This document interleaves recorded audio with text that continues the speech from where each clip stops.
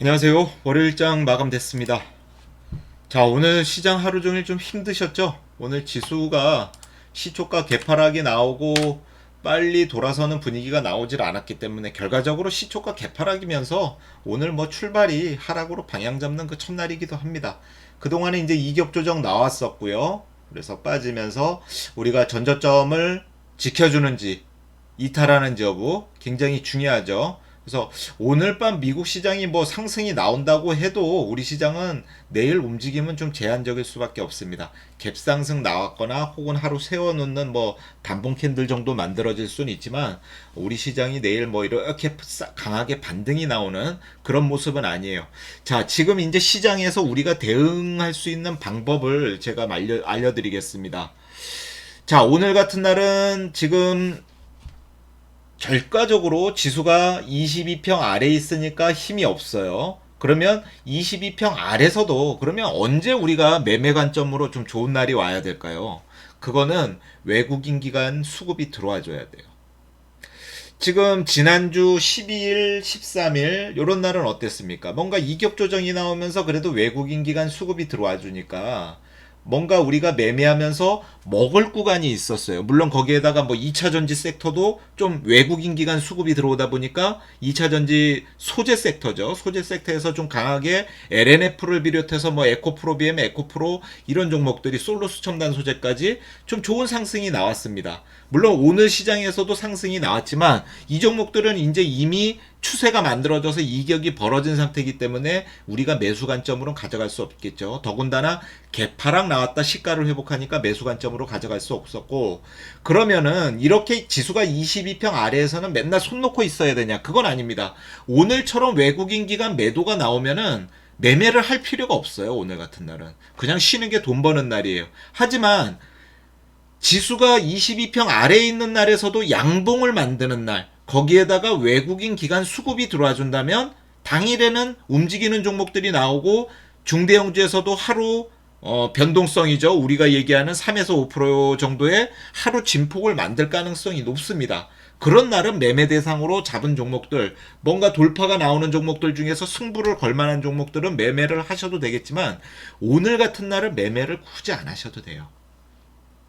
그래서 저도 오늘 저희 회원님들하고 사실 뭐 거의 시장을 구경만 하는 관망만 했습니다. 크게 움직임이 나오더라도 들어갈 만한 자리가 나오더라도 섣불리 들어갈 수 있는 그런 자리는 없었어요. 그렇기 때문에 지금 구간에서는 가급적이면은 현금 확보 계속 해두셔라. 자, 지수 꺾이기 전부터 제가 계속 말씀드리고 있죠. 현금 확보해 두셔라. 현금 확보해 두셔라. 지금도 뭔가 본전이라도 오고 수익이 났다면 현금 확보해 두시고 현금 들고 계시는 게 일단은 가장 안정적인 거고, 지금 구간에서 조금 길게 보통 22평 한번 이탈하고 나면 어떻습니까? 기간상으로 최소한 뭐 한 달 이상은 좀 밑에서 놀다가 올라가야 되겠죠. 쉽지는 않습니다. 그렇기 때문에 우리는 다음 달까지도 시장이 그렇게 좋은 모습은 아닐 거라 이렇게 생각이 되고요. 일단 지수가 22평 아래에 있더라도 오늘처럼 외국인 기관 동반 매도가 나오는 날은 그냥 일찌감치 바람 쐬러 나가시고 매매 안 하셔도 좋습니다. 이런 날들은.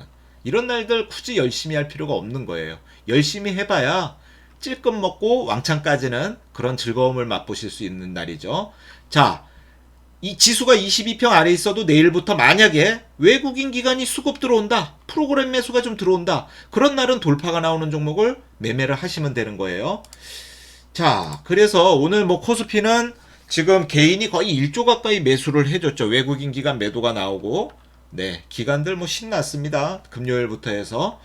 자, 코스닥은 반대로 그래도 5일선, 이평선 만들어 놓고 5일선에 안착된 모습이에요. 상대적으로 그러면은 지수가 조금이라도 움직여준다면 코스닥에서 좀 움직임이 나올 가능성이 있습니다. 그러니까 코스피에 있는 종목보다는 코스닥에 있는 종목에서 외국인 기관 수급 들어오는지를 잘 체크해 보면 되겠다. 자, 오늘 코스닥에서도 외국인 기관 매도가 나왔지만 그렇게 많지가 않아요. 매도가 좀 나오다가 오후되면서 매도세가 줄어들고 다시 조금씩 좀 바뀌어가는 모습이 나왔어요. 그러다 보니까 얘도 오늘 양봉으로 이렇게 마감하는 거예요. 그렇다면 우리는 내일 시장의 어떤 중점적으로 돌파 종목을 찾아본다면 코스닥에서 좀 찾아볼 필요가 있겠다. 코스피보다는 코스닥에서 찾아볼 필요가 있겠다. 이렇게 보시고요. 그리고 당일 장중에 외국인 기관 수급이 안 들어오고 개파랑 음봉이다 지수가. 그러면 매매 열심히 할 필요 없습니다. 그냥 하루 쉬는 게 가장 좋다. 이렇게 말씀드리겠습니다.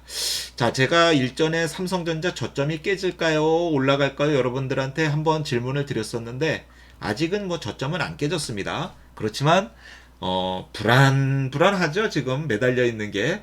이제 여기에서 이렇게 밑으로 추세만 만들면 되는 거예요. 그죠? 불안하죠. 어쨌든 추세선 아래 있고 하락 추세에서 하락 추세에 어떤 봉이 하나 만들어지진 않았지만 이렇게 이제 추세 만들면 되는. 물론 뭐 삼성전자가 뭐 장대봉을 만들면서 밑으로 축축 빠지고 그런 건 없죠. 그렇지만 질금질금 사람을 아주 피곤하게 만들 가능성이 있습니다. 올라타기 전에 어디까지? 22평까지인가요?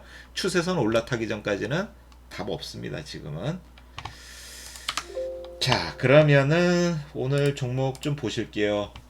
오늘 저는 넵튠을 시가의 매수 관점으로 보고 좀 잡아봤었는데요.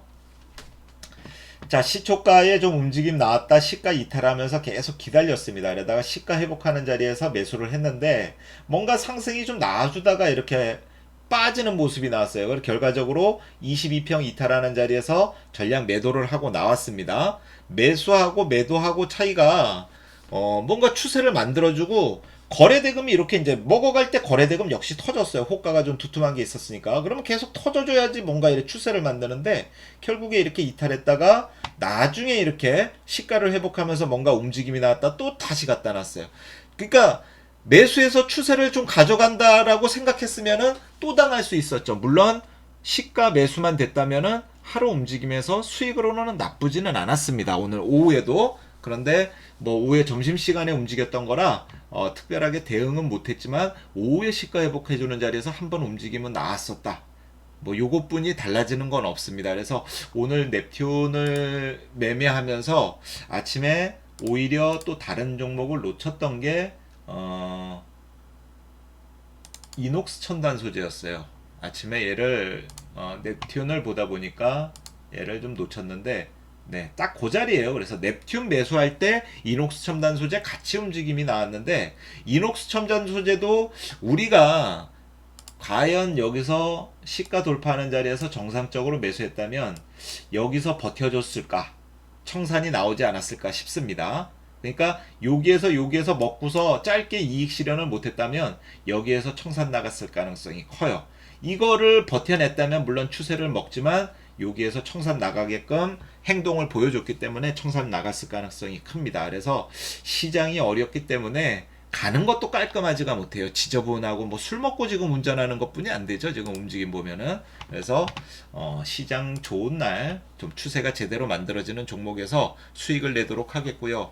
오늘 요런 종목들 좀 움직임은 나왔지만 장중에 움직임이나 우리가 대응이 조금 미흡했던 거 그런 거는 좀 아쉽습니다. 그래서 오늘 움직인 종목 중에서 가장 뭐 탑픽으로 꼽으자면은 이녹스 첨단 소재가 돌파가 나온 종목에서는 가장 괜찮았다 이렇게 보여지고요. 자, 지수 하락 나오다 보니까 종가 매수 없고요. 기존에 보유했던 거 아미코젠 5일선에 걸쳐 있기 때문에 오늘 기간에서는 수급이 좀 들어와줬네요. 특히 뭐 연기금 들어와줬고 걸쳐 있기 때문에 다시 회복해 주는지 여부 좀 체크해 보면 되겠고요.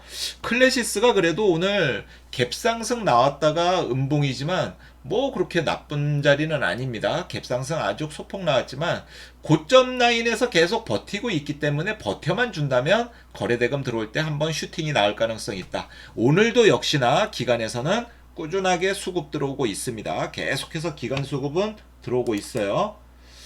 자, 코롱인더도 지금 수렴이 잘 나왔죠. 이런 종목들은 내일 5일선을 회복해 주는지 여부가 중요한 자리가 되겠고요. 5일선 회복을 못하고 제가 이 자리에서도 여기서 쌍바닥 한번 얘기를 드렸었는데 지금 이제 수렴이 나왔기 때문에 만약에 얘가 내일 22평 아래에서 시초가 만든다면 청산될 가능성 높고요. 그러니까 5일선을 빨리 회복해줘야 되는 모습이다. 자, SKC도 하루 쉬어가는 자리에서 저점까지는 이탈 안 했습니다. 아직까지는 나쁘지는 않아요. 하지만 얘도 내일 시가가 5일선 아래에서 출발한다면 22평까지 수렴하러 내려올 가능성 있다. 요거는 알아두셨으면 좋겠고요. 자, 코스맥스도 내일 시초가 중요하죠. 5일선 꺾였기 때문에 내일 시초가 중요합니다. 그래서 얘도 만약에 내일 시가가 개파락 나온다면 22평 이탈될 가능성이 있기 때문에 요거는 내일 좀 아침에 잘 보시고 청산되는 시점 잘 보시고 같이 청산해 주셨으면 좋겠습니다. 자, 동아기업도 잘 버티는 거예요. 이 정도 외국인 기간 매도는 나왔지만 잘 버티고 있습니다. 다시 5일선 회복해 주는지 혹은 수렵이 나올 가능성이 있다. 22평까지 요즘 염두에 두시면 되겠고, 보유하고 있는 종목에서 지금 내일 만약에 개파락 나오면은 수렴이 나오거나 청산 가능성 있는 종목들 있죠. 이런 종목들은 시초가 움직임 잘 보고 대응해 주셨으면 좋겠습니다.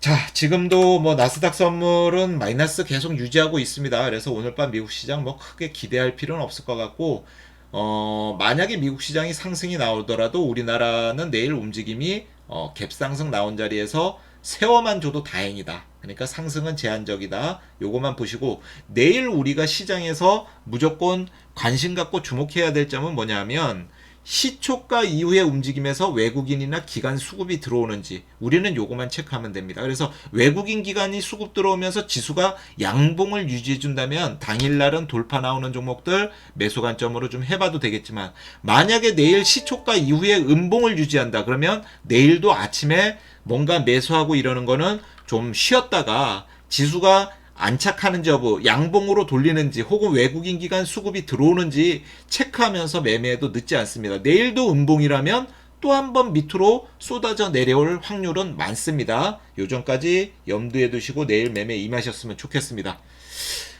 자, 내일도 성공 투자하시길 바라겠고요. 오늘 귀한 시간 함께 했습니다. 감사합니다.